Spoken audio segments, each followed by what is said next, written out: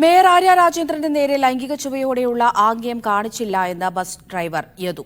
തനിക്കെതിരായ 2017 ലൈംഗികാധിക്ഷേപ കേസും രാഷ്ട്രീയ പ്രേരിതമാണ്. സച്ചിൻ ദേവ് MLA മോശമായി പെരുമാറിയെന്നും യദു പറഞ്ഞു.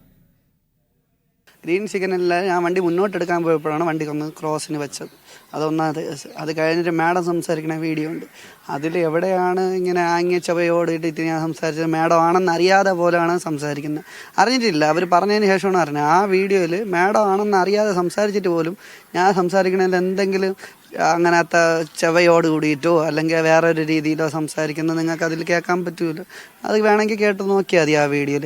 ഇതിപ്പം ഞാൻ പാവപ്പെട്ട ദിവസവേതനത്തിന് വേണ്ടി ജോലി ചെയ്യുന്ന ഞാൻ. അപ്പോൾ എന്നെ എങ്ങനെയെങ്കിലും ദ്രോഹിക്കുക, അവർക്ക് അവരെ അധികാരം വെച്ച് നാണം കെടുത്തുക, അതത്രേ ഉള്ളൂ.